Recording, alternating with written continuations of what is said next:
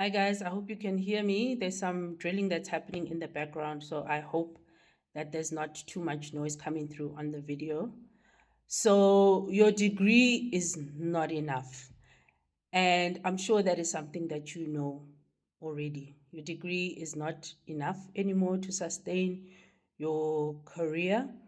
And from what I see now, it's not even enough to get you a job, right? It's not the way it was in my day. I started working in the 90s, and so really the ticket to get into a job at that time, you needed a matric.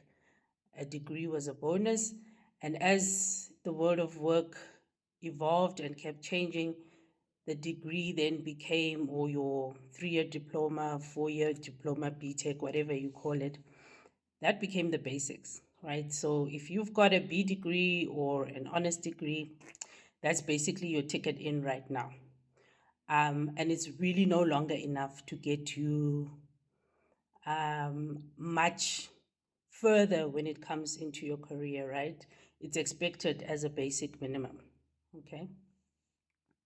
What you need to start working on are your soft skills.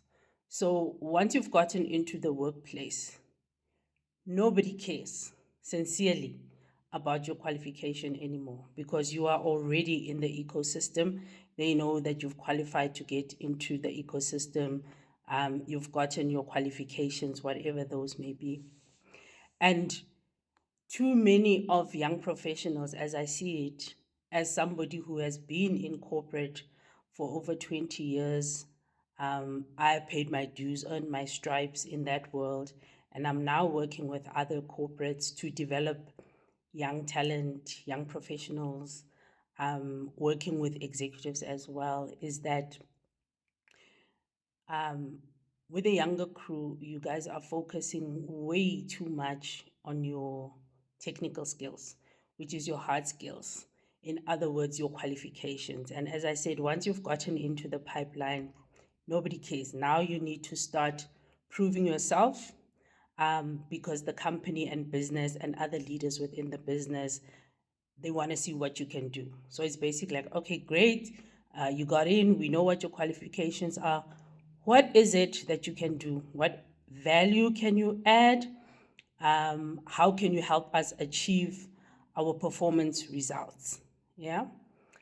But in so saying, the focus tends to be on hard skills when I see the next generation coming through. And so previously in the past, for you to be doing an MBA, you had to already have 5 to 10 years working experience under your belt. So now you are having very young professionals coming in who are exceptionally highly qualified, with not much work experience, very high qualified, but not much work experience. And then they also have very high expectations when they come into the workplace because they are that highly qualified, right? And unfortunately, the workplace doesn't work that way. As I said that before, is that life is also like a school. You have to start at the bottom every time you go into a new sphere. So the same way when you were at university, you started as a fresher and then you went through the motions until you graduated. At work, no matter what qualification you have, you can come in with a master's and you're still going to start at the bottom. You know, there are people that need to show you the ropes that have been there for a while. They know what's going on. And so you can literally, I mean, even like me having been in undergrad when we were doing audit, like you could literally walk into a workplace and somebody senior asked you to make copies, right? Which is what tends to happen. But I mean, you have to pay your dues. And I think once you are in there, it's now around proving yourself. Okay. So the expectations sometimes are high, but it's around having realistic expectations and proving yourself. And you're going to prove yourself by learning the soft skills of the world of work. Okay. We understand that you already have the technical skills. Yes, they will need to be honed in terms of your practice and applying them in the workplace. But what really gets your career moving is when you start tapping into those soft skills, right?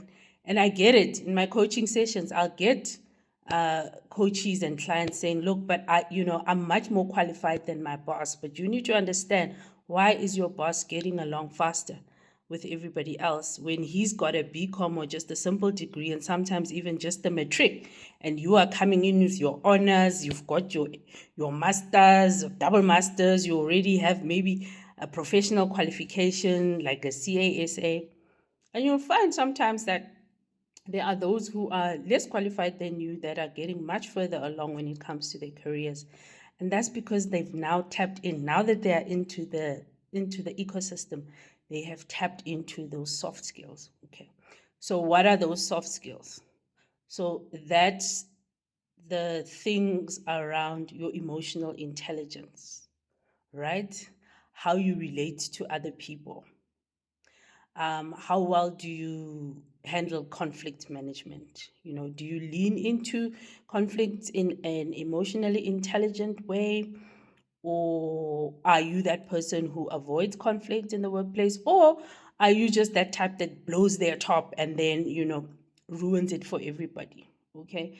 So it's very important to understand the soft skills that you need to have so that you can navigate the workplace successfully and grow your career at the same time. Because it's very easy to step on people's toes in corporate. If you don't even understand the power relations that are existing within your workplace, yeah, who you can go to and who you cannot go to for sponsorship or advice. What are the things that you need to be mindful of? What are the unspoken rules of the organization that you need to know about so that you don't fall into situations where you are on the back foot? So you need to have those soft skills. Presentation, is also important. I've been in interviews as a hiring manager and maybe just also assisting other hiring managers where people come in dressed inappropriately. And when you come into this spaces, you need to dress how you want to be addressed, right? And that's an unspoken rule when it comes to soft skills and navigating these worlds. So presentation is important, and recognize that every time you are interacting with other people in these spaces, you are advertising yourself. They are looking at how you carry yourself. They are looking at how you are relating to other people and trying to see, okay, is there somebody that we can have in our team? There's somebody we can work with, right? So be aware of also how you carry yourself in professional environments. And also that speaks to even your performance when it comes to interviews as well, right? Your CV is much more than your achievements as listed on your CV. Yeah. And you'll see that in as much as they'll test your competencies and what you can and cannot do, they're also trying to observe. You get those questions around how you handle certain situations. They've looked at your presentation already, how you articulate when you are speaking. Are you a clear thinker? Can you communicate effectively? Because communication is a soft skill as well. That's not taught as a discipline in the technicalities of university education, unless you are doing a qualification in communications. But it's important to understand that as much as the hard skills will get you in the door, your hard skills, the technical qualifications, those are not the things that are going to keep you there.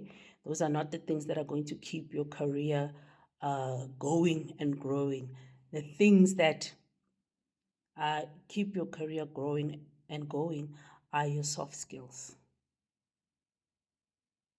Okay, understanding hierarchy, how does it work, who to approach, those kind of things. Office politics, you need to understand how to navigate those things. We don't like it, but we need to. And I mean, I'm sure you all have noticed that those ones, we get irritated with the ones that kind of like kissing butt. They are the ones that get further in life, but that's because they've learned how to play the game.